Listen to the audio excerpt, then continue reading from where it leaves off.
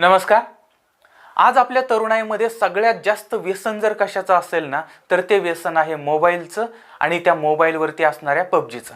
म्हणजे आपण कुठेही जरी गेलो तरी कुठं ना कुठं तरी ते चिंटू पिंटू इकडं कॉपच्या तिकडं वरती खाली इकडं तिकडं सगळीकडे ते कुठेही म्हणजे गाडीमध्ये बसा कुठेही जा तरी ते मोबाईलवरती त्यांचं ते टुकटुक टुकटुक चाललेलं असतंच। म्हणजे अशा पद्धतीचं हे व्यसन आहे। पण या मंडळींना ही गोष्ट लक्षात येत नाही की किती भयंकर परिणाम या गोष्टीचे होऊ शकतात आणि आपलं आयुष्य आणि करिअर पूर्णपणे उद्ध्वस्त होतंय अशा पद्धतीचा हा गेम आहे। आणि म्हणून आज आपण ह्या पबजीमुळे कशा पद्धतीने तरुणांनी आत्महत्या केलेली आहे किंवा तरुणांनी जीव दिलेला आहे किंवा जीव घेतलेला आहे हे काही उदाहरणं पाहणार आहोत। आणि त्यानंतर यावरती आपल्याला काय उपाय करता येईल ते सुद्धा आजच्या या स्टोरीमध्ये किंवा आजच्या या भागात पाहणार आहे। आता याला स्टोरी म्हणता येणार नाही, पण अनेक स्टोरी मी आज तुम्हाला सांगणार आहे। आता त्याच्यातली पहिली घटना जी आहे ती आहे नागपूरमधली। नागपूरमधलं अंबाझरी हे ठिकाण आहे। त्या ठिकाणी जुना फुटाळा कॉर्पोरेशनची लाईन आहे आणि त्या बाजूला राहणारा एक 19 वर्षाचा तरुण होता। त्याचं नाव होतं ऋतिक किशोर ढेंगे होता। याचा अर्थ तुमच्या लक्षात आला असेल। तर मध्यंतरी आता लॉकडाऊन झालं आणि त्या लॉकडाऊनमुळे हा ऋतिक जो आहे तो घरीच होता आणि बाहेर तर काही फिरता येत नव्हतं आणि मग तो कायम रात्रंदिवस तो त्या मोबाईलवरती असायचा आणि त्याचं ते पबजीचं गेम खेळणं चालू होतं। आता घरच्यांनी त्याला समजून सांगण्याचा प्रयत्न केला किंवा त्याला या पबजीच्या गेममधून बाहेर काढण्याचा प्रयत्न केला, पण त्या मुलानं कोणाचंही ऐकलेलं नाही आणि अचानकपणे त्याला डोकेदुखीचा त्रास व्हायला लागला। आता त्यानंतर मग त्याला दवाखान्यामध्ये दाखल करण्यात आलं आणि त्याच्यावरती उपचार सुरू झाले आणि त्याला ते सगळं आता डॉक्टरांनी त्याला समजून सांगितलं। असं असताना सुद्धा तो पबजीच खेळत होता, मोबाईल त्याच्या हातामध्ये होता। आणि नंतर ज्यावेळेस तो घरी त्याला आणलं गेलं आणि घरी आणल्यानंतर आता तो इतका डिप्रेशनमध्ये गेला की त्यानं बुधवारी दुपारी 12:30 वाजता गळफास घेतला आणि आत्महत्या केली। एक तरुण मुलगा, म्हणजे ज्या मुलाचं आत्ता कुठेतरी आयुष्याला सुरुवात झाली होती, तो मुलगा हे जग सोडून गेला। त्याच्याबद्दल असं सांगितलं जातं की हा अत्यंत हुशार होता आणि पुण्यामध्ये त्याचं कॉलेजचं शिक्षण चाललेलं होतं आणि पुण्यामध्येच त्याला पबजीचा नाद लागला आणि याच्यामध्येच तो संपलेला आहे, याच्यामध्येच त्याचा जीव गेलेला आहे। आणि आता घरी त्याचे आईवडील आहेत, त्याचा लहान भाऊ आहे, पण ही मंडळी अजूनही त्या धक्क्यामधून सावरलेली नाही आहेत। आणि ही जी घटना आहे ती घटना जुलै 2020 मध्ये घडली होती। त्यानंतर आता दुसरी घटना बघा, यवतमाळमधलं नेर तालुका आहे आणि त्या ठिकाणचं एक गाव आहे पिंपरी मुक्त्यारपूर। तर त्या ठिकाणी एक 23 वर्षाचा एक तरुण होता, त्याचं नाव आहे निखिल पुरुषोत्तम पिलेवान। तर त्याचं ते सतत पबजी खेळणं असं चाललेलं होतं आणि हळूहळू त्याचं मानसिक संतुलन बिघडत गेलं। आणि वर्तमानपत्रामध्ये अशी बातमी आली की गुरुवारी त्याचे आई वडील आणि त्याचा भाऊ शेतामध्ये गेले होते आणि हा मुलगा घरी एकटाच होता आणि त्यावेळेस म्हणजे त्याला 15-15 14 तास तो त्या पबजी खेळत बसायचा आणि त्याच्यामुळे त्याच्या मनावरती एवढा त्याचा परिणाम झाला आणि त्यानं घरी गळफास घेतला आणि त्यानं आत्महत्या केलेली आहे। आता पुढचं उदाहरण आहे पुण्यामधल्या पिंपरी चिंचवडमधलं।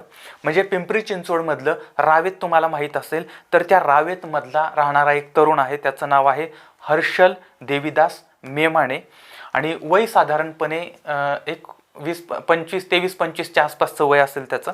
तर ही घटना जानेवारी 2020 मध्ये घडलेली आहे आणि हा हर्षल म्हणजे त्यालाही पबजीचाच नाद होता, सतत तो पबजी खेळत होता आणि दुपारी 4 वाजता म्हणजे तो पबजी खेळत बसलेला होता आणि अचानकपणे त्याला झटका आला आणि तो बेशुद्ध पडला।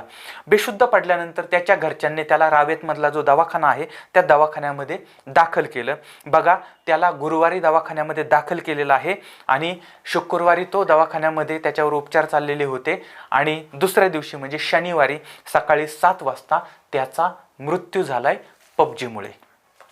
त्यानंतर पुढचं उदाहरण तुम्हाला सांगतो की या पबजी खेळण्याच्या नादामध्ये एका तरुणानं पाणी समजून ॲसिड पिला होता आणि त्याच्यामध्ये त्याचा मृत्यू झाला। म्हणजे पबजी खेळताना काहीच भान राहिलं नाही की बाबा आपण काय करतोय काय पितोय, काहीच नाही। असे पण अनेक उदाहरणं आहेत की रस्त्यानं चाललाय पबजी खेळतोय, गाडी आली धडकली संपला, किंवा रेल्वेचा रूळ ओलांडतोय आणि पबजी खेळत होता आणि त्याच्यामध्ये धडकला आणि संपला। अशी अनेक उदाहरणं आहेत। आता हे जे उदाहरण आहे ते घडलेलं आहे डिसेंबर 2019 मध्ये आणि हे उदाहरण आहे मध्य प्रदेश भोपाळमधलं। तर भोपाळवरून सौरभ यादव आणि संतोष शर्मा हे दोघंजण स्वर्ण जयंती एक्सप्रेस जी आहे, म्हणजे ती जी गाडी आहे, रेल्वे आहे, त्या रेल्वेनं आग्र्याला चालले होते. आणि हा जो संतोष शर्मा आहे, त्या संतोष शर्माचा ज्वेलरीचा व्यवसाय होता आणि त्यामुळे त्याला ज्वेलरी साफ करण्यासाठी वगैरे ॲसिडची गरज असायची. आणि म्हणून त्यानं काय केलं, एक बॉटल ॲसिड त्यानं त्याच्या बॅगमध्ये ठेवलं आणि ती बॅग तिथं खाली ठेवली आणि ट्रेन चालू झाली. आता ट्रेन ग्वाल्हेरपर्यंत गेली आणि त्यावेळेस काय झालं की हा सौरभ यादव जो आहे तो पबजी खेळत होता आणि पबजी खेळताना त्याला बाकी कशाचंही भान नव्हतं आणि त्यानं काय केलं, ते कानामध्ये हेडफोन लावलेला आहे आणि त्याचं ते त्याच्यामध्येच गुंतून गेला होता, गुंगून गेला होता. आणि मग त्यानं तहान लागली म्हणून ती जी ॲसिडची बाटली आहे ती ॲसिडची बाटलीच त्यानं पिऊन टाकली. आणि त्याच्यानंतर आता एकतर रेल्वे चाललेली आहे, रेल्वे तर काय थांबत नव्हती आणि तिचा तो थांबा नव्हता आणि त्यामुळे तो आग्र्याला पोहोचेपर्यंत त्याचा मृत्यू झालेला होता. हा सुद्धा मृत्यू फक्त आणि फक्त पबजीमुळे झालाय, कारण त्याच्यामध्ये तो बेसावध राहिलाय आणि त्याच्यामुळे तो संपलेला आहे. त्याच्यानंतरचं एक उदाहरण अत्यंत महत्त्वाचं आहे, ते आहे चाकणमधलं मेदनकर वाडी आहे आणि त्या ठिकाणचा एक तरुण, आता मी नाव सांगत नाही, तर तो जो तरुण आहे त्या तरुणाला लोकांनी पकडलं आणि त्याला पोलीस स्टेशनमध्ये आणलं. आता पोलिसांनी विचारलं की बाबा नक्की काय, या तरुणाला कशाला आणलंय.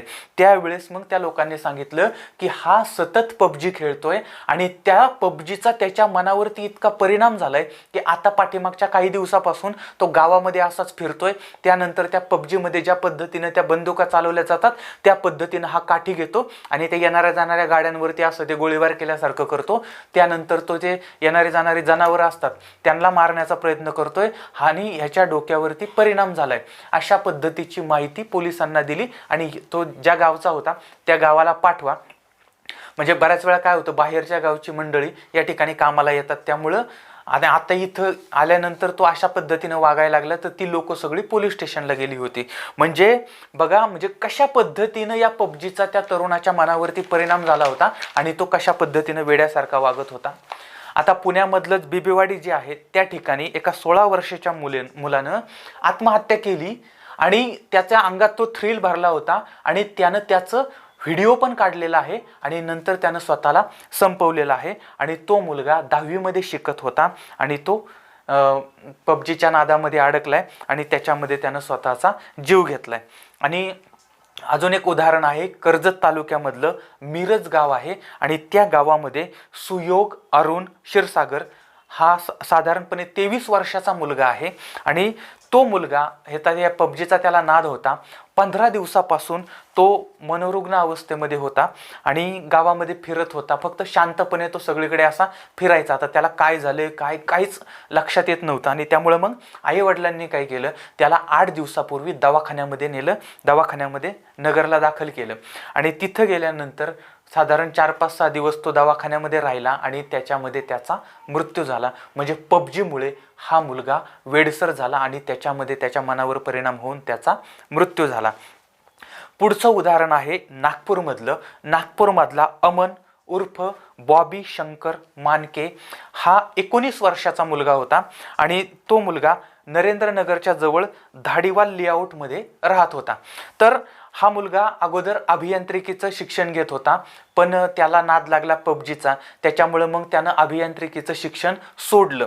त्याच्यानंतर मग त्यानं BBAला ॲडमिशन घेतलं आणि त्याच्यामध्ये पण आता त्याला अपयश होत होतं, कारण त्याला सगळा नाद लागला होता तो पबजीचा होता आणि त्यामुळे त्याचा अभ्यासावरती लक्ष नव्हतं आणि त्यामुळे एका बाजूला अभ्यासामध्ये त्याला प्रगती करता येत नव्हती आणि दुसऱ्या बाजूला पबजीमुळे त्याची मानसिकता ढासळत चालली होती. त्यामुळे तो म्हणजे अस्वस्थ व्हायचा, निराश व्हायचा, सतत रागराग यायचा, चिडचिड करायचा, अशा पद्धतीनं त्याला वाटायला लागलं, अशा पद्धतीनं त्याच्याकडून ते घडत होतं.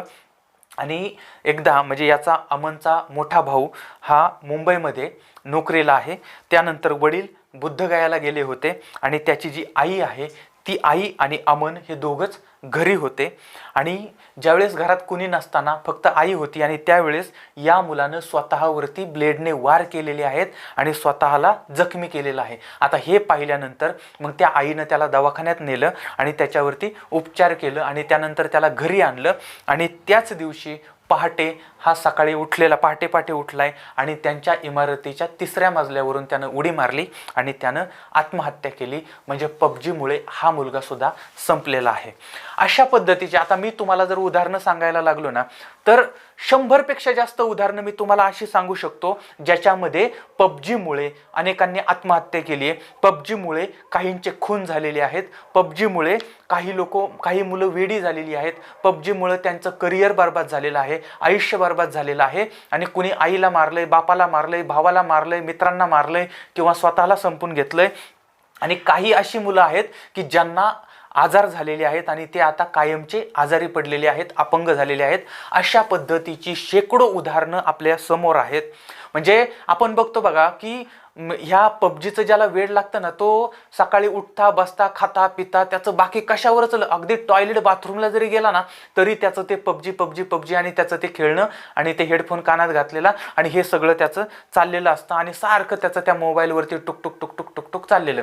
आता याचे किती गंभीर परिणाम होत आहेत, याच्यामुळं आपण किती स्वतःचं नुकसान करून घेतोय, या साध्या साध्या गोष्टी सुद्धा या तरुणांच्या लक्षात येत नाहीत. हे प्रचंड मोठं दुर्दैव आहे. म्हणजे बघा, दारूचं व्यसन, तंबाखूचं व्यसन, ड्रगचं व्यसन ज्या पद्धतीचं असतं, पण ही व्यसनं तरी माणूस गपचूप करतो. पण हे जे व्यसन आहे ना, हे व्यसन हे असं सार्वजनिकरित्या केलं जातं किंवा सगळ्यांना माहीत असतं, पण लोकांना त्याच्या परिणामांची म्हणजे त्याच्या गांभीर्य नाही आहे त्याचं किंवा त्याचे जे दुष्परिणाम आहेत याच्याबद्दलची जाणीव नाही. आणि त्यामुळे हे जे व्यसन आहे ना, ते व्यसन एकदा लागलं की ते सुटणं अवघड होतं आणि माणूस मग याच्यामध्ये हिंसक होतोय.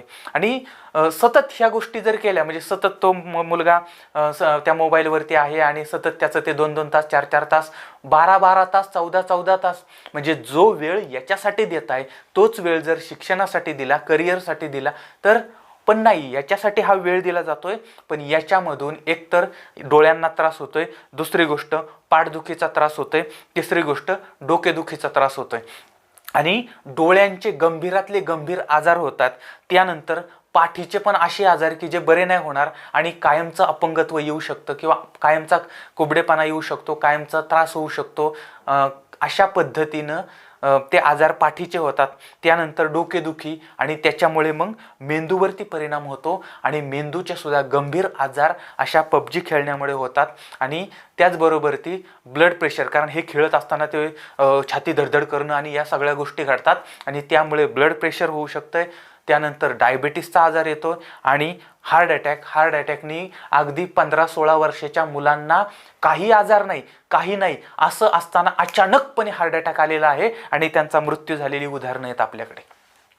आणि हे सगळं खेळत असताना करिअरवरती लक्ष नाही, शिक्षणावरती लक्ष नाही, अभ्यासावरती लक्ष नाही, नात्यागोत्यांवरती, आईवडिलांवरती, घरच्यांवरती, कुणावरती काही लक्ष नाही. याचं फक्त त्याचं लक्ष त्या पबजीमध्ये आणि ते पबजी खेळतोय आणि सगळ्या जगाशी त्याचा संपर्क तुटला जातोय आणि यामुळे त्याला अपयश येतंय, त्याला डिप्रेशन येतंय आणि ह्या सगळ्यामुळे त्याला झोप लागत नाही, म्हणजे झोप उडून जाते आणि मग कधी रात्री अपरात्रीचं उठायचं, खेळत बसायचं. अशा पद्धतीनं त्याचा परिणाम हा त्याच्या झोपण्यावरती होतो, त्याचा परिणाम मग त्याच्या बाकीच्या वेळापत्रकावरती होतो, खाण्यापिण्यावरती होतो आणि मग त्याला बाकीचं तर सगळं विस्कळीत होतच होतं, पण त्याच्या पोटाचे पण आजार जे असतात, म्हणजे खाणं पिणं आणि मग त्याच्यानंतर अनेक वेगवेगळ्या गोष्टी त्याला व्हायला लागतात. आणि या सगळ्यांमध्ये आता हा जो गेम आहे तो गेम हा हिंसक प्रवृत्ती वाढवणारा आहे. त्यामुळे मग हे खेळत असताना नकळतपणे त्यांच्यामध्ये हिंसक प्रवृत्ती येते आणि मग ती व्यक्ती रागीट होते, चिडचिडी होते, छोट्या छोट्या गोष्टीवरून सुद्धा ती भांडण करत बसते आणि इतकी हिंसक होते की आपल्या म्हणजे अशी उदाहरणं आहेत बरं का, की अक्षरशः म्हणजे स्वतःच्या सख्ख्या भावाला, आईला मारलेली उदाहरणं आहेत किंवा मित्रांना मारलेली उदाहरणं आहेत. इतका राग अशा पद्धतीनं त्यांना येतोय आणि मग एक तर खून होतो किंवा आत्महत्या होते. आणि म्हणून एवढं सगळे त्याचे दुष्परिणाम म्हणजे मी थोडकेच सांगितले, अशा इतक्या मोठ्या प्रमाणात त्याचे दुष्परिणाम होत आहेत. आणि मग एवढा बर्बाद करणारा जर गेम तुमच्या मोबाईलमध्ये असेल तर लक्षात ठेवा, तुम्ही तुमचं करिअर बर्बाद करताय, तुम्ही तुमचं आयुष्य बर्बाद करताय. आणि आपण जर या पबजीच्या आहारी गेलेलो असेल, तुम्ही जर या पबजीच्या आहारी गेलेला असाल किंवा जर तुम्ही हळूहळू आता नाही बाबा मी काय फक्त अर्धा तासच खेळतो, मी काय फक्त तासभरच खेळतो असं जरी असेल तरी तुम्हाला सांगतो की व्यसन हे व्यसन असतं. म्हणजे दारू तू 1 ग्लास पिला काय, 10 ग्लास पिला काय, शेवटी दारू ही दारूच असते. आणि त्यामुळे हे व्यसन मी काय थोड्या वेळ असलं बिलकुल चालणार नाही. एकतर त्या गोष्टीला आपल्या मोबाईलमध्ये थारा देऊ नका. आपल्या मोबाईलचा उपयोग आपल्याला आपल्या करिअरसाठी, शिक्षणासाठी, पुढे जाण्यासाठी करायचा आहे, ना की आपल्याला स्वतःला बर्बाद करण्यासाठी करायचा आहे. त्यामुळे हा नाद सोडून द्या. एक तुम्हाला सांगून ठेवतो, तुम्हाला जर तुमचं चांगलं करिअर घडवायचं असेल, चांगलं शिक्षण घ्यायचं असेल, चांगली नोकरी, चांगला व्यवसाय करायचा असेल, तर हेच वय आहे आणि याच वयामध्ये आपल्याला ते करायचं आहे. आणि या वयामध्ये जर तुमचा वेळ अशा पद्धतीनं गेला तर तुम्हाला कुणीही माफ करू शकणार नाही आणि तुमच्या हातानं तुम्ही स्वतःच्या पायावरती धोंडा पाडून घेताय. आणि जर समजा तुम्हाला खेळायचंच तर एक सांगून ठेवतो की जर समजा तुम्ही 1 तासभर खेळत असाल, म्हणजे मैदानी खेळ तुम्ही तासभर खेळत असताल आणि अभ्यास 2 तास करत असताल ना, तर मी म्हणेल की अभ्यासाची वेळ कमी करा, मैदानी खेळाची वेळ वाढवा. मैदानी खेळ आणि अभ्यास दोन्हीही सारखंच करा. एका बाजूला तुमचं शरीर सुदृढ होईल, दुसऱ्या बाजूला तुमची बुद्धिमत्ता अभ्यासामुळे वाढेल. पण पबजीमध्येच 4-4 तास तुम्ही जर घालवत असताल तर ते मात्र अत्यंत चुकीचं आहे. त्यामुळे तुमचं अर्ध लक्ष तुमच्या अभ्यासामध्ये पाहिजे आणि तुमचं अर्ध लक्ष तुमच्या शरीराकडे पाहिजे, तुमच्या बॉडीकडे पाहिजे, तुमच्या मैदानी खेळांकडे पाहिजे. तरच आपल्याला एका बाजूला बुद्धिमान होता येतं आणि शरीर निरोगी ठेवता येतं. ही गोष्ट या ठिकाणी लक्षात ठेवा. आता बऱ्याच वेळा आई वडिलांचं असं म्हणणं असतं की बाबा मुलं ऐकत नाहीत किंवा मुलांना समजून सांगितलं तरी ते समजून घेत नाहीत वगैरे वगैरे अशा पद्धतीनं. आता आपण काय करायचं, तर एक लक्षात घ्या की तुम्ही त्यांना समजून कसं सांगता बरं का, की आता तू मोबाईलवरती ते मोबाईल दे रे ठेवून, तुला कळतं का, तुला अक्कल आहे का, तुला समजतं का, पबजी खेळतोय, वेळ वाया घालवतोय, अभ्यासाला जाऊन बस, असं कर तसं कर, ट्याव ट्याव ट्याव ट्याव आपण करतो, म्हणजे आई वडील करतात. आणि मग आई वडिलांनी जर अशा पद्धतीनं समजून सांगितल्यावर मुलगा ऐकेल का? त्या मुलाला त्याच्याच भाषेमध्ये समजून सांगितलं पाहिजे. त्या मुलाला तेवढ्याच प्रेमानं हत्ती जातो, रागानं मुंगी सुद्धा जात नाही. त्यामुळे यांना प्रेमानं समजून सांगण्याचा प्रयत्न करा. अजिबात त्यांच्यावरती रागवू नका, कारण त्यांना त्याचं व्यसन लागलेलं आहे किंवा त्या व्यसनाच्या बाजूनं जायला लागले. त्यामुळे त्यातनं बाजूला काढण्यासाठी प्रेमाचाच वापर करायला लागणार आहे. त्यामुळे त्यांच्यावरती परत एकदा सांगतो, रागवायचं नाही. त्यानंतर आता ही जर मुलं तुमचं ऐकत नसतील तर तुम्ही ती मुलं ज्यांचं ऐकतात त्यांना सांगा आणि त्यांच्या माध्यमातून सांगण्याचा प्रयत्न करा. म्हणजे जर समजा त्याचे कोणी मित्र असतील आणि ते मित्रांकडून जर सांगता आलं तर ते सांगा, किंवा कोणीतरी ज्येष्ठ व्यक्ती असेल किंवा ह्या मुलाला ज्यांच्याबद्दलची आदर असेल, आवड असेल, अशा व्यक्तींना त्यांना सांगायला सांगा आणि त्या माध्यमातून यांचं हे व्यसन सोडवण्याचा प्रयत्न करा. आता जर तुम्ही म्हणाल ते मित्रांना सांगायला जावं, ते मित्र पण तसलीच ज्ञान गेलेली आहेत आणि ते पण तसलंच पबजी खेळत बसतात, तर या सगळ्या आईवडिलांनी एकत्र या विषयावरती चर्चा करा. कारण हा विषय हा प्रचंड गंभीर आहे आणि त्याच्यावरती आईवडिलांनी आत्ता विचार करण्याची गरज आहे. कारण उद्याच्याला मुलाच्या हातून किंवा मुलाच्या करिअरचं नुकसान व्हायला नको. म्हणून असं जर ते मित्रमंडळी सगळेच खेळत असतील तर त्या सगळ्या मुलांना एकत्र घेऊन आणि सगळ्या आईवडिलांनी एकत्र येऊन त्या मुलांना समजून सांगण्याचा प्रयत्न करा. कारण दुसरा पर्याय आपल्याकडे नाही आहे. आणि जर समजा एवढं करून सुद्धा, म्हणजे तुम्ही आता त्यांना समजून सांगताय, हे करताय, तरी सुद्धा जर ते ऐकत नसतील तर मानसोपचार तज्ज्ञ जे आहेत त्यांच्याकडे यांना घेऊन जा आणि त्यांच्याकडून यांना समजून सांगण्याचा प्रयत्न करा. कारण कुठल्याही परिस्थितीमध्ये एकतर प्रेमानं, नाहीतर दुसऱ्याच्या माध्यमातून समजून सांगणं किंवा मानसोपचार तज्ज्ञाकडे नेणं, या माध्यमातूनच या मुलांना तेथून बाहेर काढा.